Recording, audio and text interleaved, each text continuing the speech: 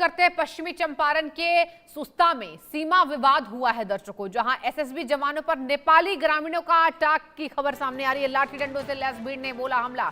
150 से 200 अज्ञात लोगों पर एफआईआर दर्ज की गई है। बांध बनाने को लेकर आक्रामक हुई ये भीड़। भारत नेपाल सीमा से सटे पश्चिमी चंपारण से सुस्ता क्षेत्र में सीमा विवाद को लेकर तनाव की स्थिति हो गई है। आरोप यह है कि यहां नेपाली नागरिकों ने सीमा सुरक्षा बल के जवानों के साथ गाली गलौज की, इन पर लाठी डंडे और पत्थर से अटैक करने की कोशिश की गई।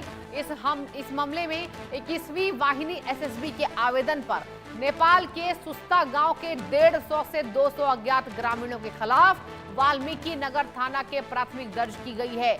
एसएसबी का आरोप है कि भारत सीमा क्षेत्र में मिट्टी का बांध आगे बढ़ाने और विरोध करने पर जवानों पर पथराव किया गया।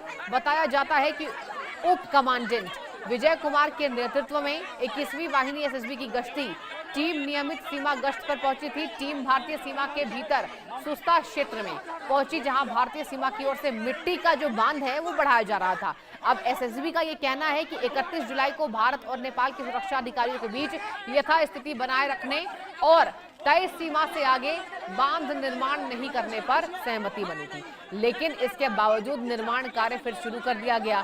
शिकायत के मुताबिक एपीएफ अधिकारियों से बातचीत के दौरान नेपाल में सुस्ता गांव के करीब 150 से 200 ग्रामीण लाठी डंडे और पत्थर के साथ मौके पर पहुंच गए। आरोप यह है कि भीड़ ने जवानों के साथ गाली गलौज और अभद्र व्यवहार किया और जब एसएसबी की टीमें अपनी पोस्ट की ओर लौटने लगी तो उस पर पथराव किया गया। सहायक कमांडेंट अवधेश कुमार के आवेदन पर वाल्मीकि नगर थाना में 150 से 200 अज्ञात लोगों के खिलाफ भारतीय न्याय संहिता की विभिन्न धाराओं में एफआईआर दर्ज किया गया है। पुलिस मामले की जांच में जुटी हुई है। फिलहाल दोनों देशों के बीच विवाद को लेकर गतिरोध बढ़ गया है। तो नेपाल बॉर्डर से भारत पर यह हमले की कोशिश है। आपको बताएं 150 से 200 ग्रामीणों पर एफआईआर दर्ज किया जा चुका है। कहा जा रहा है कि एसएसबी के जवानों के द्वारा जब बांध को लेकर जानकारी दी गई तभी ये जो ग्रामीण हैं ये भड़कते नजर आए। सुस्ता में एक बार फिर से विवाद बढ़ गया और नेपाल पर भारत के साथ टकराव करने की जो स्थिति है वो निकलकर सामने आ रही है। देखिए विवाद बढ़ गया है, बॉर्डर सिक्योरिटी की ये बात है।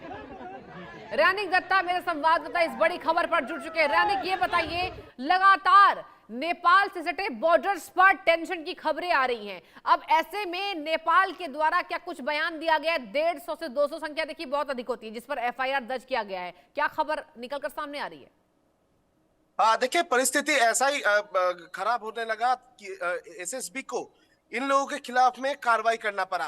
एसएसबी की तरफ से जैसे कि सूत्रों के हवाले से खबर मिल रहा है कि 150 के ऊपर जो गांव वाले उनके खिलाफ में एफआईआर जो है वो वाल्मीकि नगर थाने में ऑलरेडी दायर किया गया है। ये पूरा मामला चालू हुआ था जब बांध को लेकर चर्चा किया गया था। जो मिट्टी का बांध उसको लेकर जब एसएसबी की तरफ से कहा गया, उसी को सामने रखते हुए जो गाँव वाले उनके तरफ से एसएसबी के ऊपर हमला बोल दिया गया। क्योंकि एसएसबी को देखते हुए पहले तो वो लोग प्रोटेस्ट किए, उसके बाद लाठी डंडे लेके आकर वो लोग एकदम चले आए थे, एकदम बात के सामने जो बॉर्डर, उस बॉर्डर एरिया पे चले आए थे और एसएसबी के साथ बातचीत और एसएसबी के साथ बातों का सिलसिला के साथ साथ ही एसएसबी को धक्का भी उनके तरफ से मारा गया। उसके बाद एसएसबी को देखते हुए एसएसबी के टीम जब वापस जाने लगे थे उस टाइम पर पत्थर भी फेंके गए हैं, ऐसा एसएसबी के रिपोर्ट में कहा जा रहा है।